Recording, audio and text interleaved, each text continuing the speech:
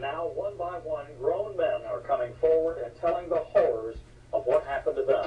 One of those men lives in Dalton, and he sat down with News Channel 9's Tanya Mendes. She joins us now. Tanya? Good evening, Calvin. Don Smith came to Dalton with the circus years ago to leave behind his life in Florida. He was one of a group now known as the White House Boys, and he's telling his story 47 years later.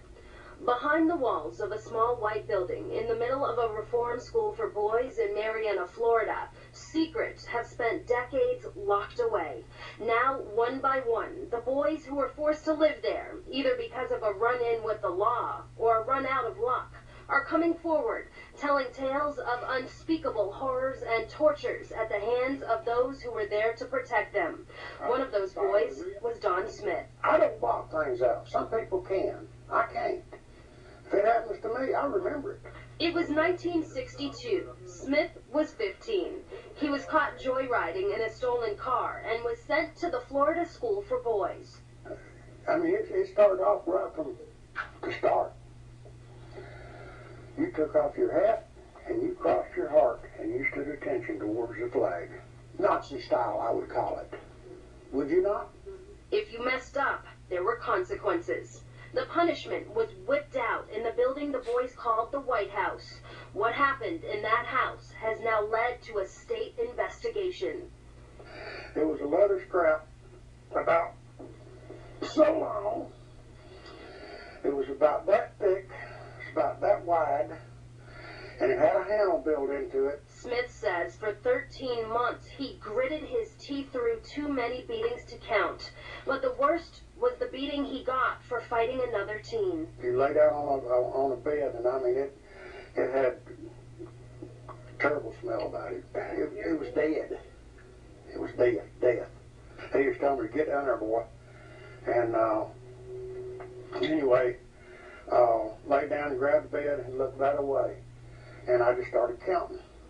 Smith says there was blood on the floor, blood on the walls, and the sound of a steel-centered leather strap hitting his flesh. The most that I remember is when Mr. Walters would make his swing, he would scratch his foot across the floor, winding up like a baseball, like a baseball player.